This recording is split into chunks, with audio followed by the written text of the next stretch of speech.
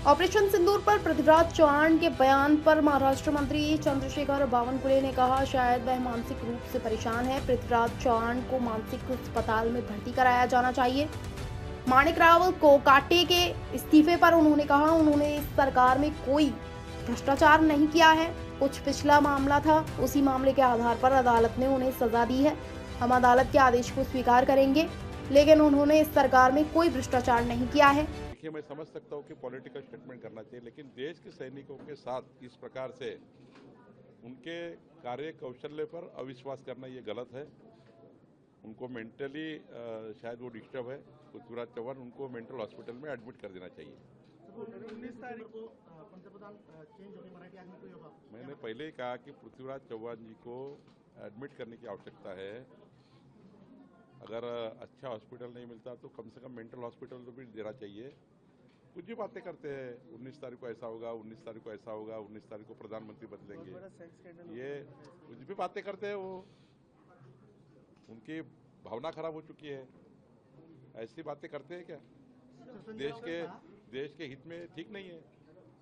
संजय राउत ने कहा कि शिंदे की जो शिवसेना है वो अमित शाह के टेस्ट ट्यूब भेजी।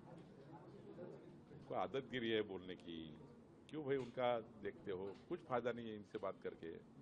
इनको रोज आना है मीडिया में, रोज अपना ब्रेकिंग देना है तो देते रहते हैं। लेकिन एकनाथ शिंदे जी कद्दावर नेता है। उनकी आज हिंदू हृदय सम्राट बाला साहेब ठाकरे जी की शिवसेना को वो महाराष्ट्र में आगे लेके जा रहे हैं।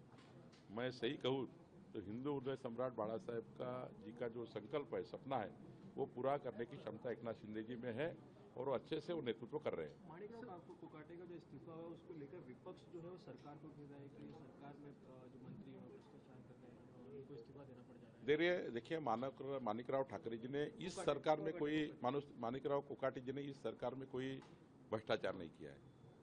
पूर्व कुछ घटना हुई थी, उस घटना के आधार पे कोर्ट ने उनको सजा दी है। कोर्ट की जो सजा है उसको, या कोर्ट का न्याय जो है, निर्णय जो है उसको हम स्वीकार करेंगे। लेकिन ये सरकार में उन्होंने कोई भ्रष्टाचार नहीं किया है। कभी उनके हाथ से घटना हुई जो अभी आगे उनको कोर्ट में जाने का और चांस है, अपर कोर्ट में जाने का। तो मुझे लगता है कि ये सरकार में ऐसा कोई बड़ा भ्रष्टाचार हुआ उसमें माणिकराव कोकाटे को वहाँ कुछ रेसिग्नेशन देना पड़ा, ऐसा नहीं है। सर, आपके का नाम आ रहा है, क्या बताएंगे? नहीं, कोई फालतू लोग हैं जो आरोप करते हैं, उनको कोई समझता नहीं है। एकनाथ शिंदे जी ऐसा कोई ड्रग्स वक्त में नाम लेना उचित नहीं है। आपके खाते का एक सवाल है, एडमिट में आएंगे ना कि कोर्ट में जाएंगे। इससे सब लोग बयां कर रहे हैं, सब आलोचना कर रहे हैं कि आपने पार्थ पवार, मतलब आपके इस योजना से पार्थ पवार को क्लीन चिट मिल रही है। अनेक सालों से ये डिमांड थी कि जब आईजीआर हमारे मुद्रांक अधिकारी कोई निर्णय देते हैं तो सीधा हाईकोर्ट जाना पड़ता है। सर्वसामान्य जनता को हाईकोर्ट जाना आज वो पॉसिबल समझते नहीं, इसलिए हमें 3 साल से 4 साल से हाउस में बातें हुई थी, बहुत से चर्चा हुई इस विषय के ऊपर। उसके बाद सरकार ने निर्णय लिया है, हमने कायदे में सुधार की है। अब एक सीढ़ी बीच में गवर्नमेंट रहेगी, हाईकोर्ट के पहले एक सीढ़ी गवर्नमेंट रहेगी, उसका निर्णय लिया है। पार्थ पवार से इस कायदे का सुधारने का कोई संबंध नहीं है।